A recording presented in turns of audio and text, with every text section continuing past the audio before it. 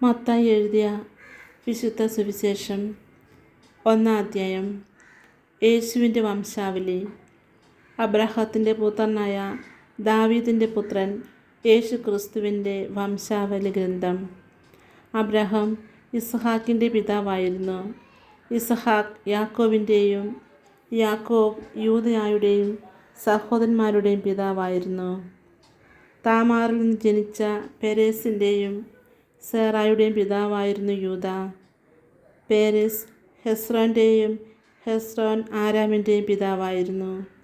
ആരാം അബിനാദാബിൻ്റെയും അബിനാദാബ് നഹ്ശോൻ്റെയും നഹ്ശോൻ സൽമോൻ്റെയും പിതാവായിരുന്നു. സൽമോൻ റാഹാബിൽ നിന്ന് ജനിച്ച ബോവാസിൻ്റെയും ബോവാസ് റൂത്തിൽ നിന്ന് ജനിച്ച ഓബാസിൻ്റെയും ഓബാദ് ജെസ്സയുടെയും ജെസ്സെ ദാവീദ് രാജാവിൻ്റെയും പിതാവായിരുന്നു.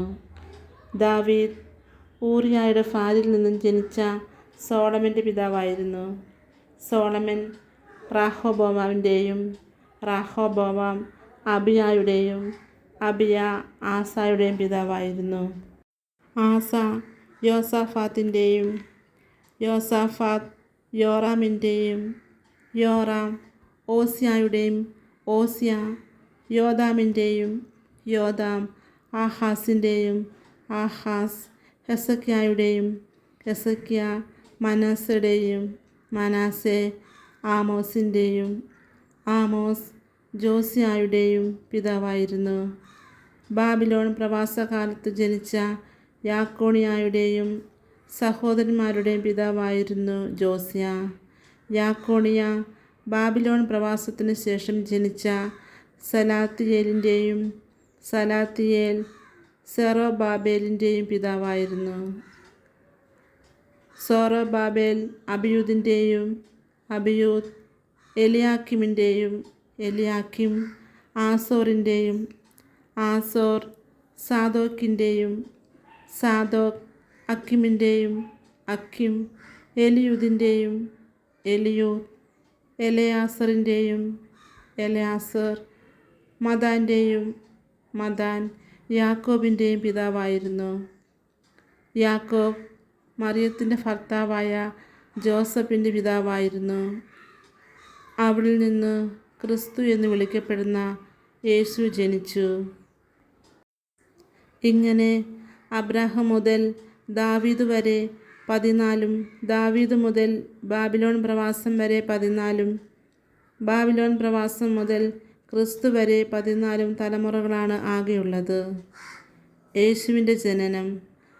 യേശു ക്രിസ്തുവിൻ്റെ ജനനം ഇപ്രകാരമായിരുന്നു. അവൻ്റെ മാതാവായ മറിയവും ജോസഫും തമ്മിലുള്ള വിവാഹ നിശ്ചയം കഴിഞ്ഞിരിക്കെ അവർ സഹവസിക്കുന്നതിന് മുമ്പ് അവൾ പരിശുദ്ധാത്മാവിനാൽ ഗർഭിണിയായി കാണപ്പെട്ടു. അവളുടെ ഭർത്താവായ ജോസഫ് നീതിമാനാകയാലും അവളെ അപമാനിതയാക്കാൻ ഇഷ്ടപ്പെടായകയാലും അവളെ രഹസ്യമായി ഉപേക്ഷിക്കാൻ തീരുമാനിച്ചു.